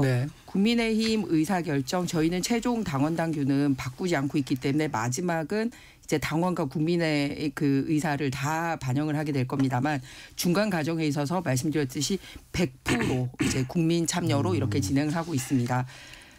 민주당이야말로 그동안 정해져 있던 이 룰을 어겨서까지 지금 이재명 대표 흔들지 않으려고 당원 당규 고치니까 지금 이제 김 후보 같은 경우가 이거 잘못된 거다라고 해서 불출마 선언하는 사례까지 나오고 있지 않습니까? 그렇기 때문에 의사결정 구도가 오히려 열려있는 쪽이 국민의힘이고 국민의힘에 의해서만 결정하는 게 아니라 여기서 국민의힘은 이제 당원을 얘기하는 거고 진짜 국민들 모두에게 열려있는 곳이 국민의힘이고 민주당이야말로 지금 폐쇄적으로 가고 있기 때문에 민주당 안에서의 분위기가 어떤지를 경선 룰 조정하는 과정에서 볼 수 있고요. 그리고 두 번째는 말 그대로 지금 민주당은 정해져 있지 않습니까? 그리고 이미 국회 구조 자체를 경선 과정에서 이 비명계 이 중진들을 다 배제를 하고 경선에 불참시키고 해서 비명 행사시켜서 이미 단일 대우로 이렇게 가고 있기 때문에 그거를 저희는 그 당을 향해서 극자라니 이런 식으로 말하지 않고 그래도 예의를 지키고 있습니다. 그런데 지금 국민의힘에는 보십시오. 여러 가지 청년 당원들이 이번 과정을 통해서 입당을 하고 그런 현상들이 있습니다. 그리고 그러면 그 대학생들이 극우입니까? 그리고 계엄이나 탄핵에 대해서도 넓은 스펙트럼을 용인을 하고 있습니다. 이렇게 오히려 다양한 스펙트럼이 있는 당에다가 극우다? 이렇게 프레임시키면 안 되죠. 그러면은 중도나 보수 진영에 있으면서 국민의힘을 지지하는 여러 국민들을 모욕하는 행위라 생각합니다. 권 의원님 지금 경선 룰 얘기가 나왔으니까 이재명 후보에게 유리하게 경선 룰을 바꾼 거 아니냐 이런 지적이 있습니다. 그 부분은 어떻게 보십니까? 김희정 의원님께서도 말씀하셨다시피 저는 뭐 룰을 어떻게 하더라도 큰 결과에 큰 변화는 없을 것이다 이렇게 예측하고 뭐 대부분이 그렇게 보고 있습니다. 그런데 여기서 한 가지 우리가 짚어봐야 될 문제가 이재명 대표가 어떻게 하다가 이렇게 넘사벽 정치인이 됐느냐. 가장 크게 공헌하신 분이 윤석열 전 대통령입니다. 한 사람을 꽂으라면. 그리고 한 집단을 꽂으라면 그거는 검찰입니다. 그 정권 차원의 이 무자비한 탄압들이 있었기 때문에 오히려 그게 지금 국민의힘에게 부메랑이 되고 있는 것이죠. 그래서 특별한 사정이 없는 한 이제 뭐 이재명 대표가 가장 유력하다는 데 대해서는 내부적으로 이론이 없습니다. 결론의 변화가 없는데 굳이 당내 반발이라든지 그런 언론에서의 비판을 무릅쓰고 이렇게 바꾸는 이유가 뭘까요? 중간 과정에서 흠결이 될 수 있는 얘기가 나오거나 또는 다른 후보가 조금이라도 더 유의미하게 나오는 게 싫고 어떻게 보면 일당 독재의 모습을 보여주고 싶은 거예요. 그러니까 예를 들어서 51%만 받아도 후보가 되는 것과 99%를 받아서 후보가 되는 건데 소위 99% 받고 싶은 거예요. 얘기하자면. 물론 사람의 욕심이긴 한데 기왕 되실 분이 그 정도 이제 용인도 못하고 당원 당규를 바꾸면서까지 하는 게 결과에 상관이 없다면서 왜 바꿀까? 그게 그분의 정치 스타일을 보여주고 있기 때문에 그래서 많은 사람들이 당내에서도 이런 정치 스타일 운영하는데 국가 운영도 이런 식으로 하지 않을까라고 걱정을 하기 때문에 반 이재명이라는 얘기가 나오고 있는 겁니다. 그래서 이게 그 인격에 대한 반을 얘기하는 게 아니라 이런 식의 독재적인 그 운영에 대한 걱정이 있기 때문에 반 이재명이란 기치를 하고 있다는 말씀을 드리고요. 근데 당원 당규를 바꾸는 게 이번이 처음이 아니라는 겁니다. 제가 그 민주당 당원당규 최근에 바뀐 걸 봤더니 대부분 이재명 맞춤형 당원당규 개정이 이미 있었더라고요. 대선 출마 시에 당직 사퇴 시한도 이재명 대표 출마를 위해서 조정을 했고요.